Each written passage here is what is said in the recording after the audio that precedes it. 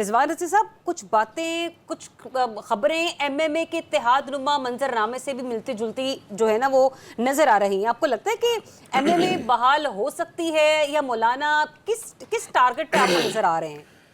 دیکھیے، بہت سارے جو سرویز ہیں ہمارے اداروں کے پاس پہنچے ہیں، تو اس کے نتیجے میں ان کا خیال ہے کہ جتنا کہا جاتا ہے کہ پی ٹی آئی بہت مقبول ہے، اب وہ مقبولیت کے اس پائیدان پہ نہیں ہے. تو ایک پولیٹیکل ویکیوم تو پیدا ہوگا نا.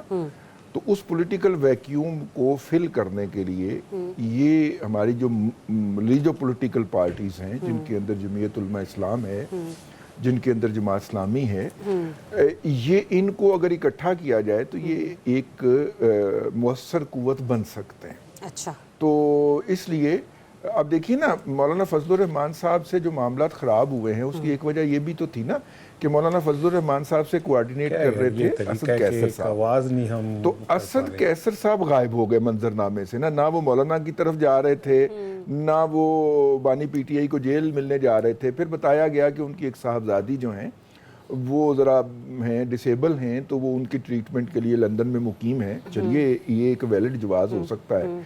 لیکن جو فریقین جو تھے ودن پی ٹی آئی، جو کہ مولانا کے ساتھ اتحاد کے مخالف تھے، وہ کھل گئے، اوپن ہو گئے. اور نتیجے کے طور پہ مولانا نے سمجھا کہ جناب مجھے یہاں سے اچھا، مولانا نے وجہ تو اسٹیبلشمنٹ کے ساتھ بیک ڈور مذاکرات کی ہے. کیونکہ پہلی انڈرسٹینڈنگ جو ہوئی تھی ان کی اسد کیسر صاحب کے ساتھ کہ اب اسٹیبلشمنٹ سے جو بھی رابطہ ہوگا وہ مشترکہ طور پہ ہوگا. کوئی ہمارے چلنے کی پہلی شرط یہ ہوگی کہ ہم میں سے اسٹیبلشمنٹ کے ساتھ ڈائیلاگ کوئی بھی اکیلا جا کے نہیں کرے گا.